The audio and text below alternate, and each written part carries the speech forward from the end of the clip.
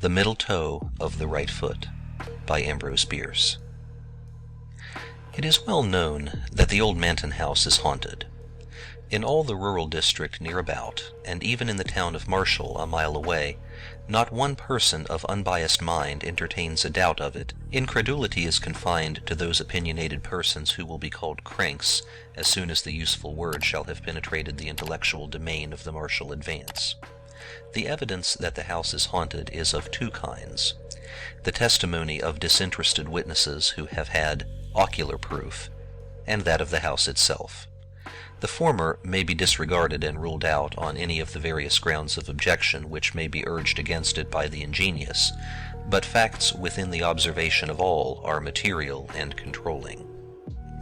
In the first place, the Manton house has been unoccupied by mortals for more than 10 years, and with its outbuildings is slowly falling into decay, a circumstance which in itself the judicious will hardly venture to ignore.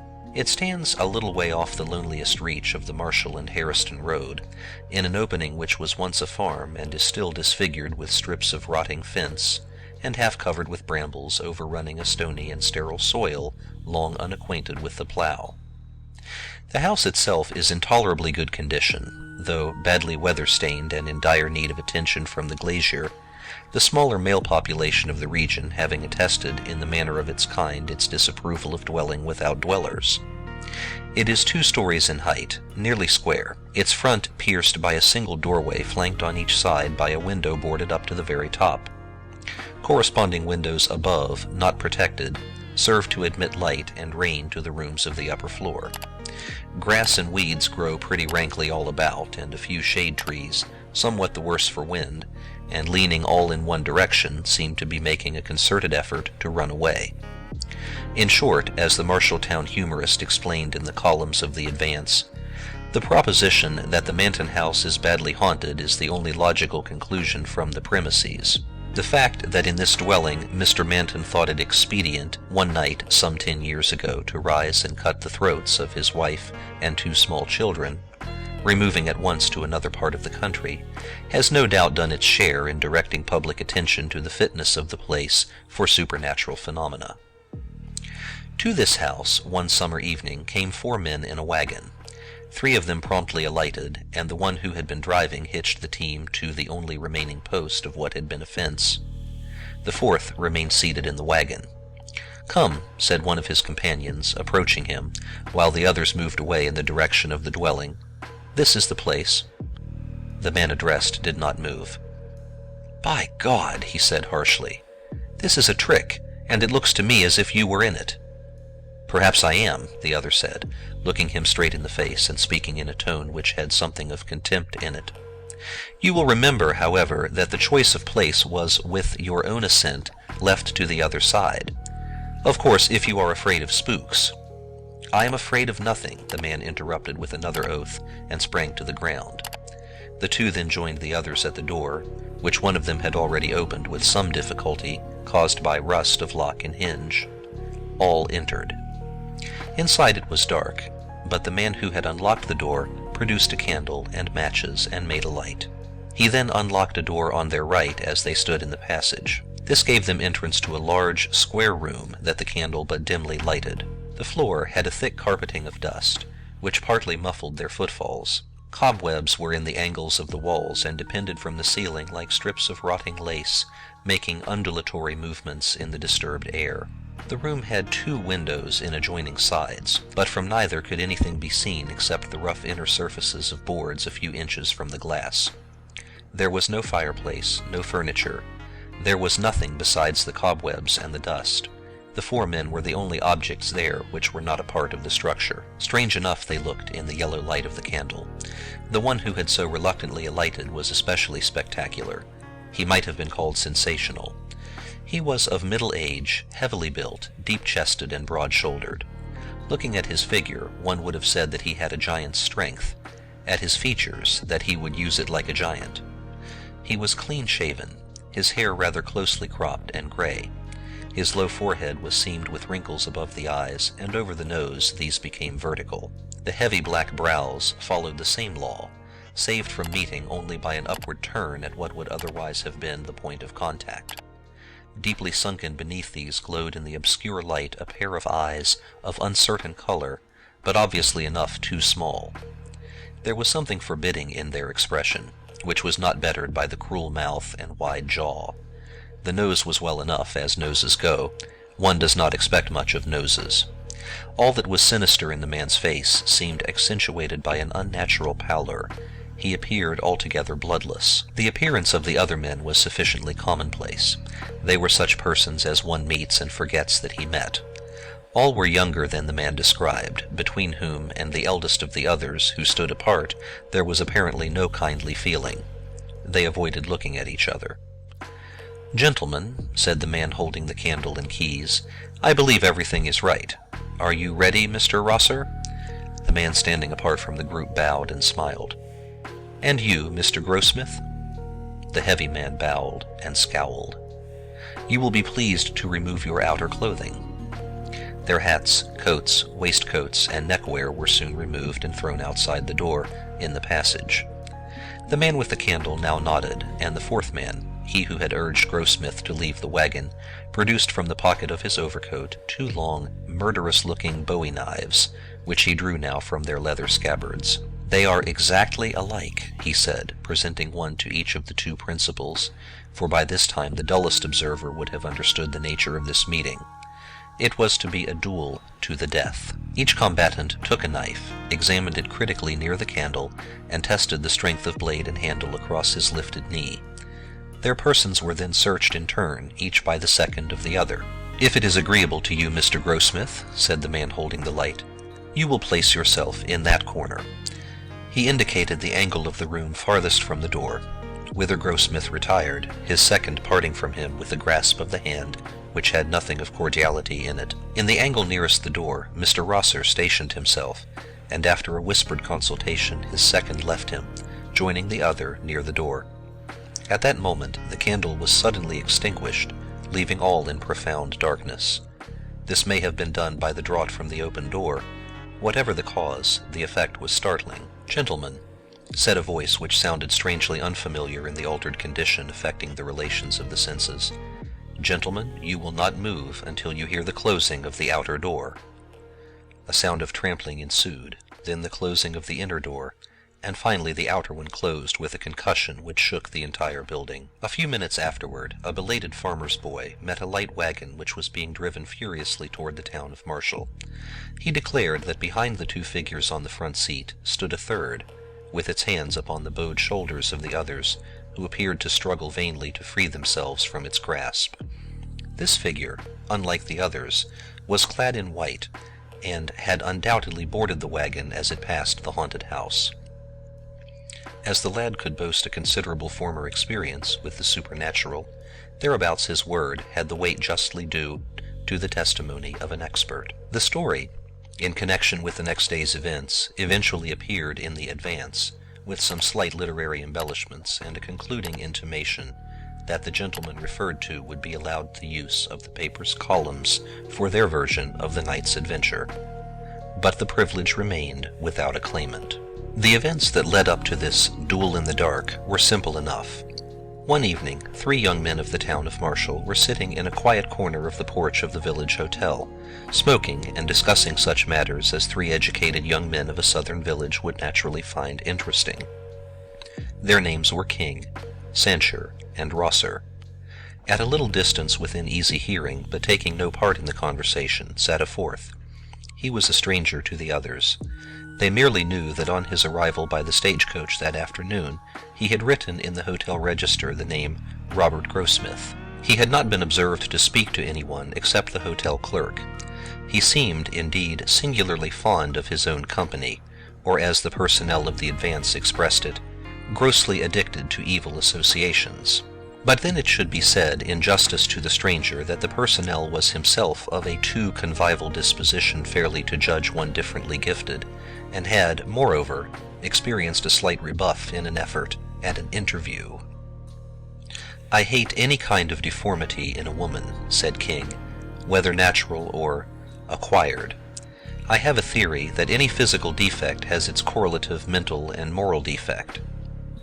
"I infer, then," said Rosser gravely, "that a lady lacking the moral advantage of a nose would find the struggle to become Mrs. King an arduous enterprise." "Of course you may put it that way," was the reply. "But seriously, I once threw over a most charming girl on learning quite accidentally that she had suffered amputation of a toe.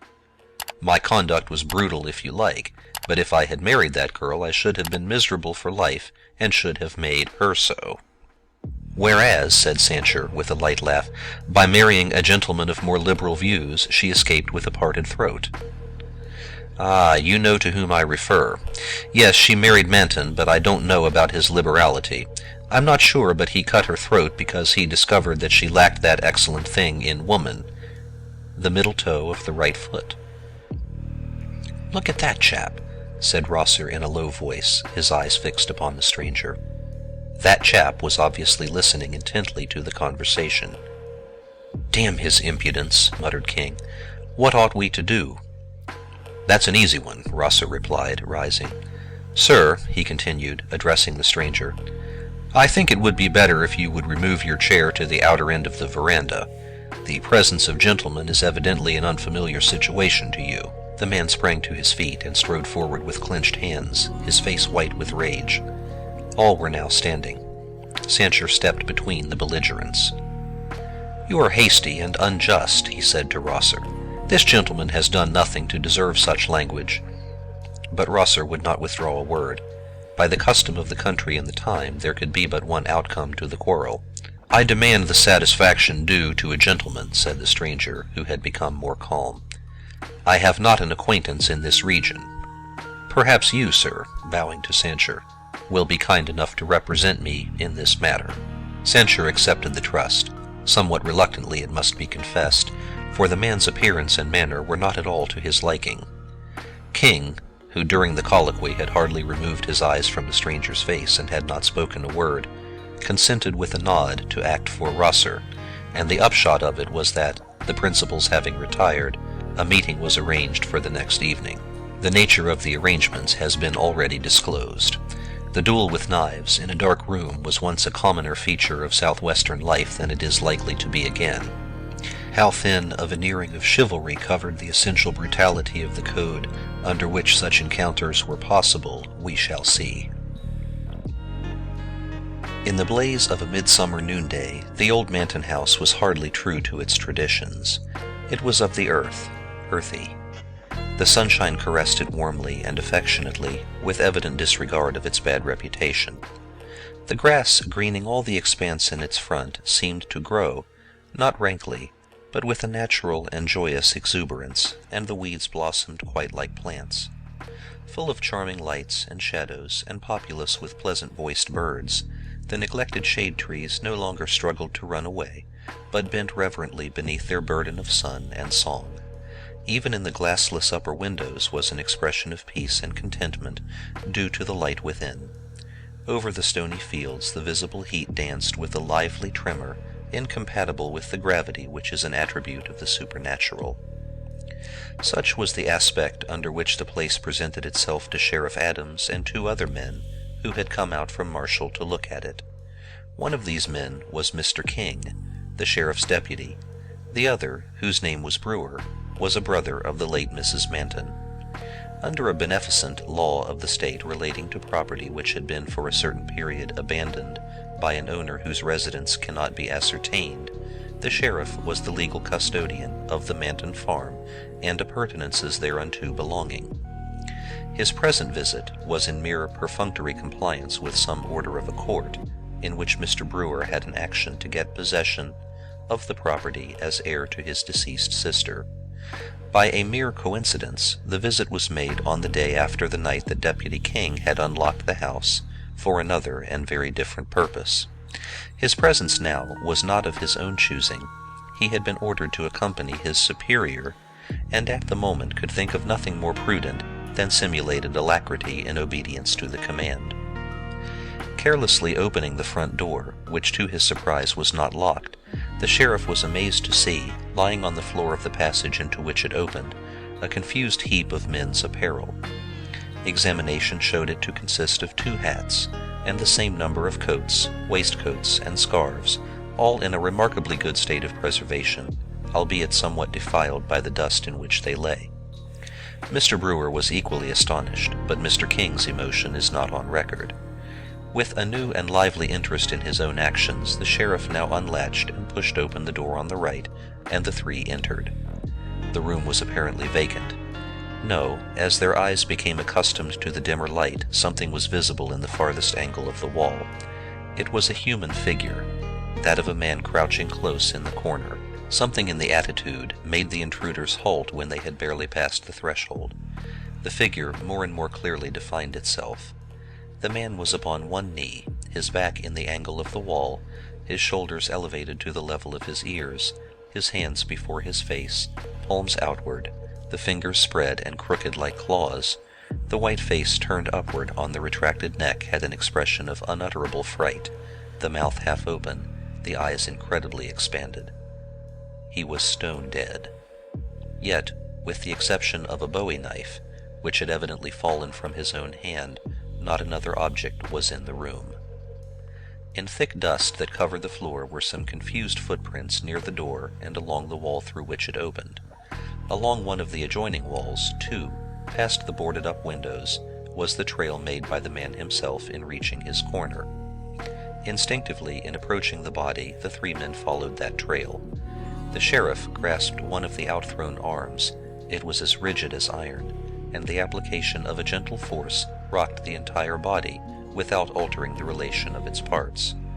Brewer, pale with excitement, gazed intently into the distorted face. "God of mercy," he suddenly cried. "It is Manton." "You are right," said King, with an evident attempt at calmness. "I knew Manton. He then wore a full beard and his hair long, but this is he." He might have added, "I recognized him when he challenged Rosser. I told Rosser and Sancher who he was before we played him this horrible trick. When Rosser left this dark room at our heels, forgetting his outer clothing in the excitement, and driving away with us in his shirt sleeves, all through the discreditable proceedings we knew whom we were dealing with, murderer and coward that he was." But nothing of this did Mr. King say. With his better light, he was trying to penetrate the mystery of the man's death. That he had not once moved from the corner where he had been stationed, that his posture was that of neither attack nor defense, that he had dropped his weapon, that he had obviously perished of sheer horror of something that he saw. These were circumstances which Mr. King's disturbed intelligence could not rightly comprehend. Groping in intellectual darkness for a clue to his maze of doubt, his gaze, directed mechanically downward in the way of one who ponders momentous matters, fell upon something which there, in the light of day, and in the presence of living companions, affected him with terror. In the dust of years that lay thick upon the floor, leading from the door by which they had entered, straight across the room to within a yard of Manton's crouching corpse, were three parallel lines of footprints, light but definite impressions of bare feet, the outer ones those of small children, the inner a woman's. From the point at which they ended they did not return. They pointed all one way. Brewer, who had observed them at the same moment, was leaning forward in an attitude of rapt attention, horribly pale. "Look at that," he cried, pointing with both hands at the nearest print of the woman's right foot, where she had apparently stopped and stood. "The middle toe is missing. It was Gertrude." Gertrude was the late Mrs. Manton, sister of Mr. Brewer. End of The Middle Toe of the Right Foot by Ambrose Bierce.